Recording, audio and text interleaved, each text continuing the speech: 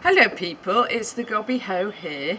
I do have a gob and I do have a hoe, though today what I'm going to be doing is staking my dahlias. So for those of you who are growing dahlias, I've made a bit of a boo-boo really. I should have staked them ages ago, and they've been in the kitchen. They're absolutely getting massive. I mean, some of them are up here, and as you can see they're a bit droopy because I've run out of space and they've all been crowding each other in. But what we're going to do is, I've been waiting for these bamboo canes to arrive because obviously Amazon are taking longer than usual to deliver, and in fact this is too tall, so I might have to break it. Shall we see if we can break it? Let's see. I am strong. Oh yeah, I can break it. I'll probably take my eye out, but there we go. That'll do for now. So what we'll do is, you've got to stake it to support it. So put it in at the edge of your pot where you're not going to disturb the roots, and then you get your plastic twine, which I have here, and cut a bit off. What you do is that, knit, and this should press to cut. Come on, you bastard. Knit, press to cut. Fuck, that was hard. Right, alright, so I tell you what, I've absolutely knackered my knees. So bending over is more of a trial than ever. I feel like my kneecap is somewhere halfway up my thigh.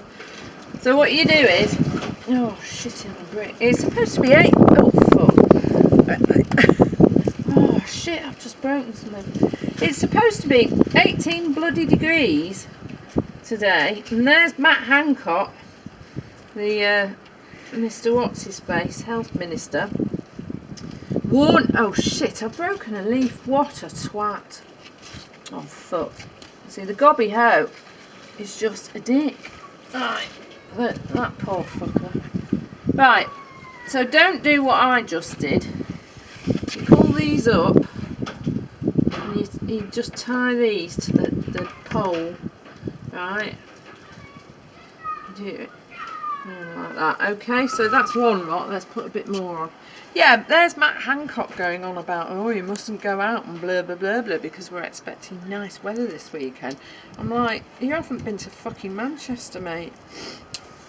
As again, I've got my horrible nightclub bouncer jacket on because it's just so fucking cold and windy. So if you're considering moving up north, I just think it through. It's bloody freezing. Right, so I've succeeded in twatting this plant quite badly. So this was a very poor beginning, but hopefully as we get going, I'll be less of a twat. Let's just do that. Twist that up. That looks a bit shit, but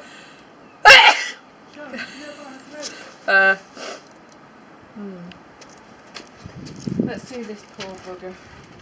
This is looking extremely sorry for itself, and it needs a good water as well.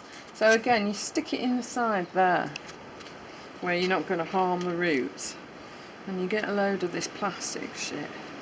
This is a bit. There we go. Press to cut, and what we want to do is tie it, but don't twat the leaves. If you're growing them inside, ideally you should keep turning them to get them even, because the side that doesn't get the sun grows longer than the side that does,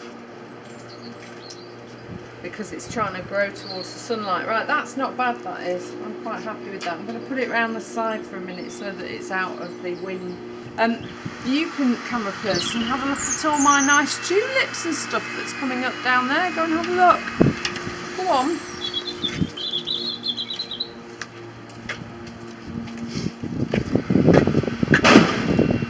Look, it's tulips and narcissi.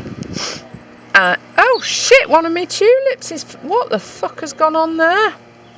And we've got these, look, if you can zoom in, these are sedum. So those will flower in autumn, they're good. And this, look at this beauty. That's a late flowering hellebore, a double hellebore, isn't that lovely? Right, And then my peonies are starting to get quite big now. So even though it's its first year, what? Camera person's shoving me. Even though it's its first year, I don't think it's doing too badly.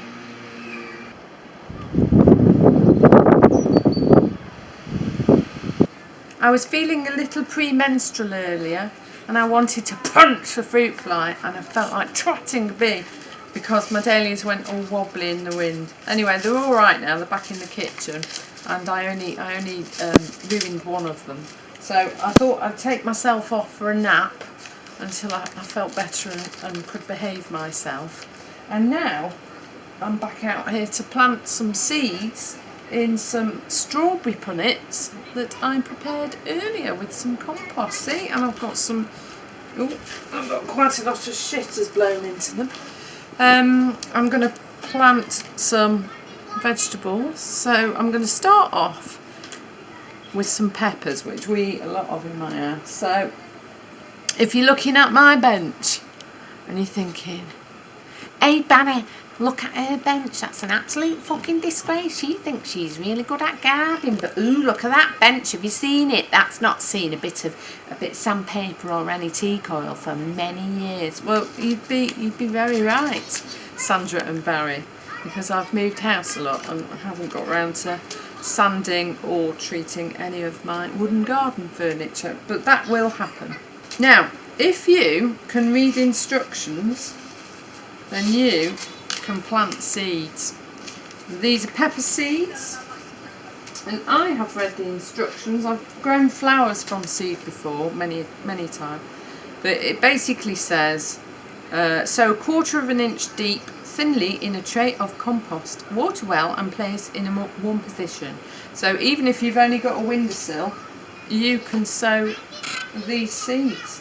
So 1/4 inch deep it says, and my soil there is at least an inch. So what I'm going to do, I've left room for the roots to establish, so I'm basically going to start these off and then cover them with some compost, and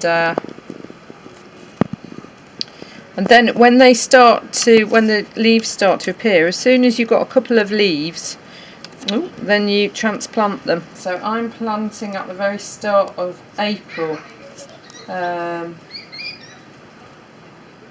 So yeah, I should expect to harvest these around August, I would have thought. August or September. So yeah, it's going to be a long time waiting for these, but do you know what? It's lockdown, I've not got anything better to do. Right, Sandra and Barry, who think my bench is a fucking disgrace, I'm going to put some compost on top of what I've just sown. So it says about 1/4 inch. So I'm going to sprinkle on 1/4 inch, roughly. I have sort of pushed them in a little bit because, like I said, there's a good couple of inches of compost in my repurposed strawberry punnet. But that is about right. So what we'll do is we'll spray those with the hose later before I bring them inside. Right, I'm going to plant some other things now. I think I'll do strawberries next. Now, I think these are quite good on the person for strawberries. I think I'm a bit late to be sowing these. So indoors December to March, but once they're in, you see. I remember my mother, she had a few strawberry plants in one half of a garden, and within about 3 years they'd taken over the entire half of the garden. They are quite invasive, but they're lovely because they have flowers and of course strawberries, and you can eat them all summer long. So even though we might not get any strawberries this year, by next year one of these raised beds should be full of strawberry plants. Yeah, it all looks a bit shitty and weedy at the moment, but you know what? Rome was not built in a day. Oh, actually I can't even find the bloody seeds in here. Have I been swindled, Mr. Fothergill? Where are the bloody strawberry seeds? Jesus Christ! Where the fuck up? No, 10 seeds in the pack, and they're minute. I'll be lucky if I can find the fuckers. Come and see how small these are. They're bloody ridiculous. Quick before a gust of wind takes them away. They look like head lice. Or nits. They look like bloody nits. Press seeds gently into the surface. Keep moist and warm. A warm kitchen windowsill, people who live in flats, will do the trick. So if you don't have outdoor space, you can still grow strawberries. Windowsills are your friend. So I've got loads of plants growing in there in front of my kitchen windows. So there we go. I think I might put those straight inside actually, because otherwise a bird's going to come. I found a bloody robin redbreast in my shed earlier, and that put the shits up me, I can tell you. It's fluttering around like an arsehole, and I said, get out of my fucking shed. And the robin went, oh, you can't, fancy a bit, and then it flew off, so that was fine. Right, I am going to plant some celery next, okay? And you can sow it indoors from March through to May. And then you plant it out from May to June, and you get your crop from August through to November, so that's good. And celery is one of our favourite things at home, because I use it in pasta dishes and I use it as a basis for soups. So if you haven't discovered a little celery in your life, it's not just for salad, which I find fucking boring. So there's 100 seeds in this pack, so I'm guessing they're absolutely tiny. Let's see what we've got. And like with the pepper seeds, you have to shove them in a good 1/4 of an inch. So, yep, they're absolutely minuscule. Come in. Again, this is giving me flashbacks to nits. Do you remember having nits, camera person? You do. I remember you having nits, camera person.